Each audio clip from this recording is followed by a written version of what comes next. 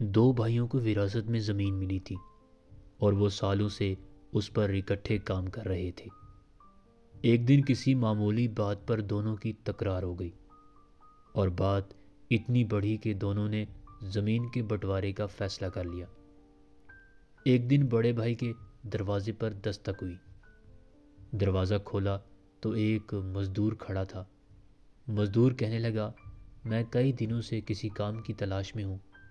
آپ کا دروازہ اس امید پر کھڑکایا ہے کہ شاید آپ کے گھر یا کھیت میں کوئی کام ہو جو میں انجام دے سکوں۔ اتفاقاً مجھے بھی کسی کاریگر کی تلاش تھی۔ ہمارے کھیتوں کے بیچ میرے چھوٹے بھائی نے ایک نہر کھدوائی ہے۔ میں چاہتا ہوں کہ تم ہماری زمینوں کے بیچ ایک دیوار بنا لو تاکہ میں آئندہ اس کی شکل بھی نہ دیکھ سکوں۔ کاریگر نے کہا، جیسا آپ چاہیں، اور اس نے پیمائش شروع کر دی۔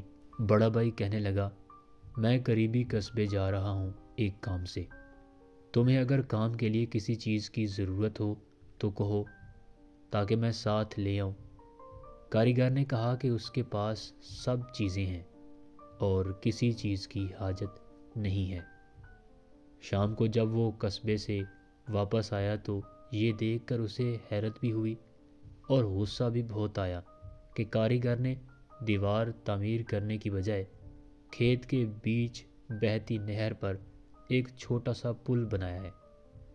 میں نے تمہیں دیوار بنانے کا کہا تھا اور تم نے پل بنا لیا ہے۔ اسی اثنا میں اس کا چھوٹا بھائی دور سے آتا دکھائی دیا۔ نہر پر پل کو دیکھ کر اسے بہت خوشی ہوئی اور وہ سمجھا کہ بڑے بھائی نے بنوائی ہوگی۔ پل عبور کر کے اپنے بڑے بھائی کے قدموں پر گر پڑا اور نہر کھدوانے پر معذرت کرنے لگا۔ اتنے میں کاریگر اپنے اوزار کاندھے پر رکھ کر روانہ ہونے لگا تو بڑے بھائی نے اس سے کہا، میری بڑی خواہش ہے کہ تم چند راتیں ہمارے ہاں ٹھہرو تاکہ ہم تمہاری خاطر مدارت کر سکیں۔ تمہاری وجہ سے میرے اور چھوٹے بھائی کے اختلافات ختم ہوئے اور ہم پھر ایک ہوئے ہیں۔ کاریگر نے جواب دیا، میری بھی بڑی خواہش ہے کہ آپ کا مہمان بنوں، لیکن ابھی میں نے اور بہت سے پل بنانے ہیں۔